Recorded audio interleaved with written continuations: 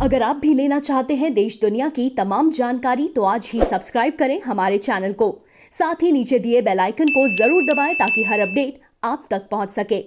नमस्कार और साक्षी न्यूज़ नाटे पर आप सभी का स्वागत है। पश्चिम बंगाल के राज्यपाल जगदीप धनखड़ जब राज्य की कानून व्यवस्था पर सवाल उठाते हैं तब राज्य में सत्तारूढ़ तृणमूल कांग्रेस की ओर से राज्यपाल पर हमला कर दिया जाता है। राज्यपाल चुनाव बाद हिंसा को लेकर चिंतित हैं, राज्य सरकार से सवाल कर रहे हैं तो तृणमूल कांग्रेस की सांसद महुआ मोइत्रा ने राज्यपाल पर आरोप लगा दिए कि उन्होंने अपने गांव वालों को ओएसटी बना दिया है, राजभवन में लाकर उनको राजभवन में अपने रिश्तेदारों को, अपने करीबियों को बैठा दिया है। राज्यपाल ने इस आरोप को तथ्यात्मक रूप से गलत बताया है। क्या कहा है राज्यपाल ने, इस पर चर्चा करेंगे। साथ ही बात करेंगे मेहुल चोकसी की, जिसके वकीलों ने एक शिकायत दर्ज कराई है एंटीगुआ में कि उसका अपहरण कर उसे डोमिनिका ले जाया गया। अब एंटीगुआ की सरकार ने इस मामले की जांच शुरू कर दी है। क्या कहा है एंटीगुआ के प्रधानमंत्री ने, इस पर भी जानकारी देंगे। साथ ही मेहुल चोकसी का जो मामला है उस पर क्या ताजा अपडेट है यह भी आपको बताएंगे। साथ ही बात करेंगे कोवैक्सीन के जो बच्चों के लिए ट्रायल शुरू हुए उस पर। लेकिन इस रिपोर्ट की शुरुआत करते हैं पश्चिम बंगाल की राजनीति में हो रहे बवाल से। पश्चिम बंगाल के राज्यपाल जगदीप धनखड़ ने सोमवार को कहा कि तृणमूल कांग्रेस की सांसद महुआ मोइत्रा द्वारा उन पर राजभवन में ओएसटी पदों पर अपने परिवार के लोगों और परिचितों को नियुक्त करने के आरोप तथ्यात्मक रूप से गलत हैं और उन्होंने इसे राज्य में खतरनाक कानून और व्यवस्था की स्थिति से ध्यान हटाने की तिकड़म करार दिया।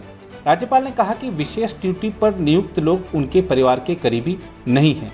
राज्यपाल धनखड़ ने ट्वीट किया, महुआ मोइत्रा के ट्वीट और मीडिया में ओएसटी के 6 अधिकारियों को मेरा रिश्तेदार बताया गया, जो कि तथ्यात्मक रूप से गलत है। उन्होंने कहा कि ओएसटी 3 अलग अलग राज्यों और 4 अलग अलग जातियों से नाता रखते हैं। उनमें से कोई भी करीबी परिवार का हिस्सा नहीं है। उनमें से 4 मेरी जाति या राज्य से भी नहीं है। उन्होंने कहा यह ममता बनर्जी की राज्य की खतरनाक कानून और व्यवस्था से ध्यान हटाने की तिकड़म का खुलासा करता है। राज्यपाल ने कहा कि वह राज्य के लोगों की सेवा करने और संविधान के अनुच्छेद 159 के तहत मेरे पद की शपथ को कायम रखना जारी रखेंगे। उल्लेखनीय है कि तृणमूल की सांसद महुआ मोइत्रा ने रविवार को पश्चिम बंगाल के राज्यपाल जगदीप धनखड़ को अंकल जी कहते हुए दावा किया था कि उनके परिवार के सदस्यों और अन्य परिचितों को राजभवन में विशेष कार्याधिकारी यानी ओएसटी नियुक्त किया गया है। मोइत्रा ने एक सूची ट्विटर पर साझा की जिसमें राज्यपाल के ओएसटी अभ्युदय शेखावत, ओएसटी समन्वय अखिल चौधरी, ओएसटी प्रशासन Ruchi Dubey, OST protocol Prashant Dikshit, OST IT Kaustav S Walikar और नवनियुक्त ओएसटी किशन धनखड़ का नाम है। तृणमूल कांग्रेस के सांसद ने साथ ही कहा कि शेखावत धनखड़ के बहनोई के बेटे, रुचि दुबे उनके पूर्व एडीसी मेजर गोरांग दीक्षित की पत्नी तथा प्रशांत दीक्षित भाई हैं। महुआ मोइत्रा ने कहा कि वलीकर धनखड़ के मौजूदा एडीसी जनार्दन राव के बहनोई हैं, जबकि किशन धनखड़ राज्यपाल के एक और करीबी रिश्तेदार हैं। दूसरी ओर एंटीगुआ एवं बारबुडा की रॉयल पुलिस फोर्स ने भगोड़े हीरा कारोबारी मेहुल चोकसी का कथित तौर पर अपहरण कर उसे डोमिनिका ले जाए जाने के मामले की जांच शुरू कर दी है। मेहुल चोकसी के वकीलों ने इस संबंध में शिकायत दर्ज कराई थी।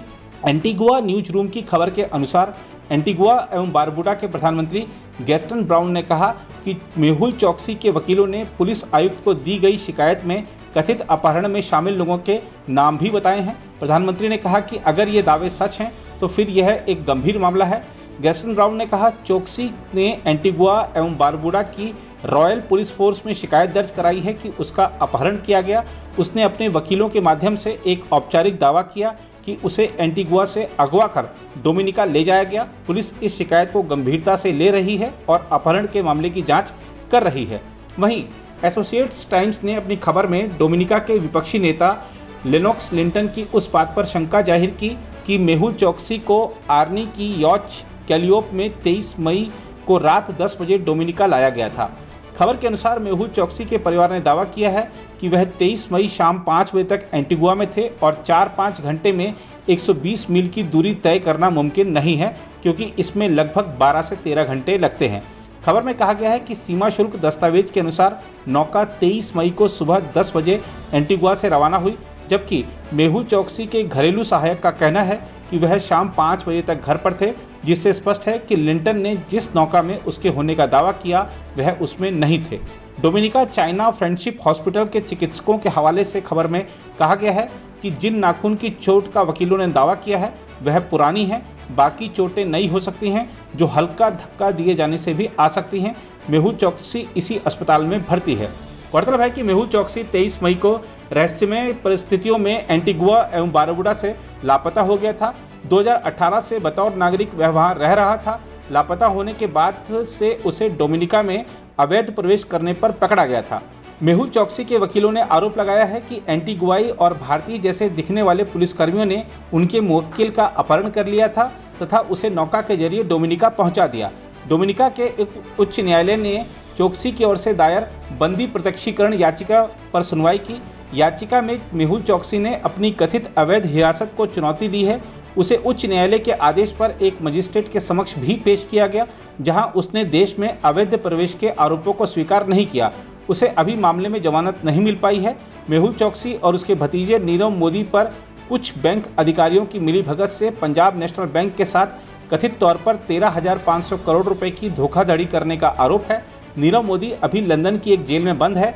दोनों के खिलाफ सीबीआई जांच चल रही है।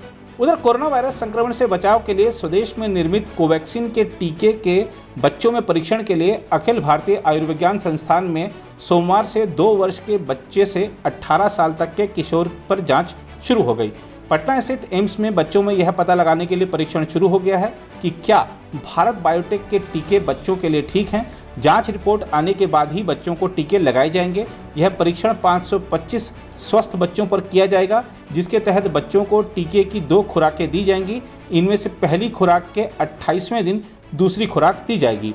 एम्स के सेंटर फॉर कम्युनिटी मेडिसिन के प्रोफेसर डॉक्टर संजय राय ने कहा, कोवैक्सीन के परीक्षण के लिए बच्चों की जांच शुरू कर दी गई है और जांच रिपोर्ट आने के बाद ही बच्चों को टीके की खुराक दी जाएगी। भारत के दवा नियामक ने कोवैक्सीन का 2 साल के बच्चे से लेकर 18 साल की उम्र के किशोरों पर परीक्षण करने की मंजूरी 12 मई को दे दी थी। देश में टीकाकरण अभियान में वयस्कों को कोवैक्सीन के टीके लगाए जा रहे हैं।